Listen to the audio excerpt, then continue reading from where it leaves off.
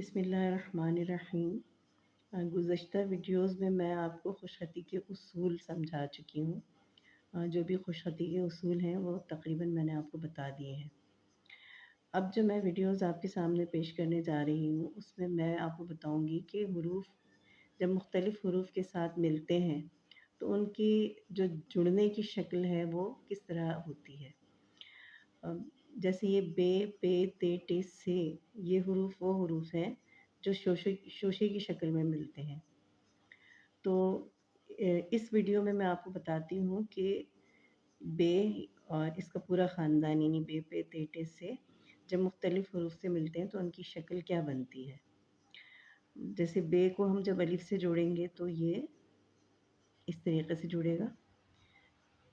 ये बे है और इसके ऊपर ये अलिफ़ है।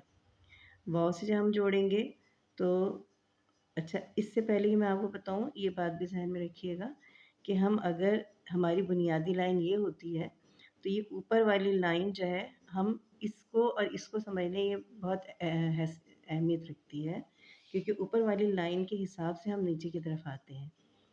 तो वाव के साथ जब हम जोड़ते हैं तो बे की शक्ल ये आती है और उसके बाद ये वाव इस तरह हम लिखते हैं कि वो लाइन पर आ जाए।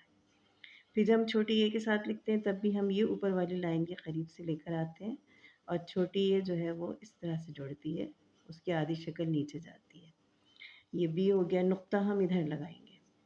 बड़ी ए के साथ जब हम लिखते हैं तो ये इतना सा जो है ये बे है और ये बड़ी ए जो है वो इसके साथ ऐसे जुड़ जाती है।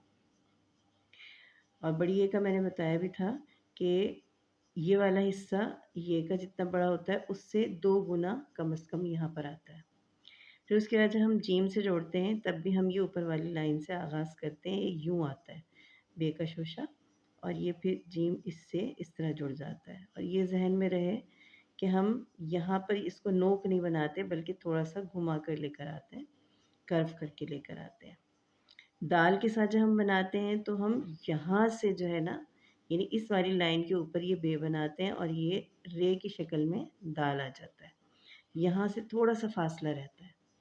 अच्छा, रे के साथ जब हम बनाते हैं तो हम ये ऊपर से लाते हैं क्योंकि रे हमें लाइन पर लेकर आनी है। और रे भी जब हम बनाएँगे तो यहाँ पर ये जो है ना ये अ, दोनों यानी कि नोक नहीं बनेगी, दोनों जब हम जोड़ेंगे बे और रे को तो ये भी थोड़ा-सा गोलाई में आएगा। फिर उसके बाद सीन से जब हम मिलाते हैं तो ये यहाँ से ऊपर से आता है शोशा ऐसे और फिर ये यहाँ पर ये सीन बन जाती है। ठीक है?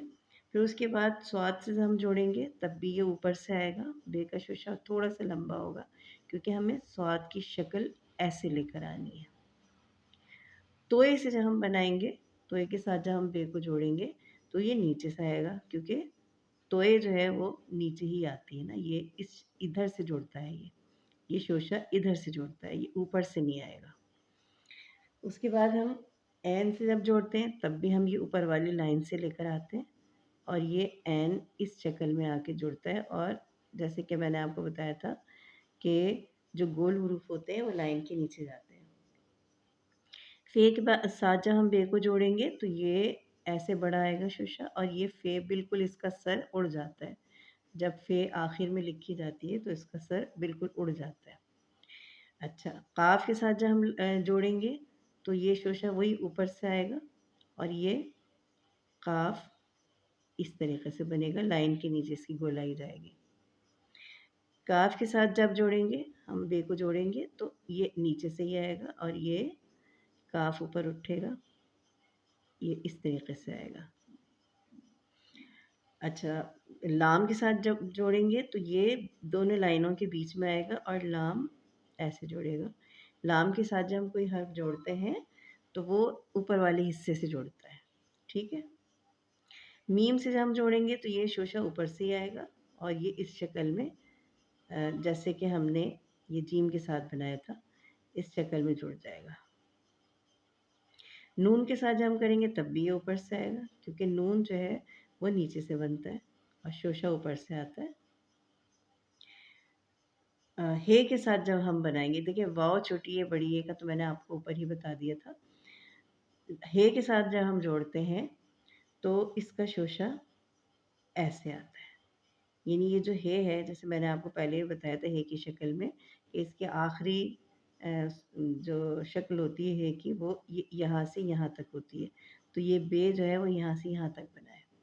تو اس ویڈیو کے ذریعے سے میں نے آپ کو بتایا کہ بے پے تے ٹے سے جب تمام حروف سے جوڑیں گے، مختلف حروف کے ساتھ ان کی شکل مختلف کس طریقے سے بنے گی، یہ آج میں نے آپ کو سمجھایا ہے۔ اگلی ویڈیو میں آپ کو جیم کے ساتھ تمام حروف جوڑنا سکھاؤں گی۔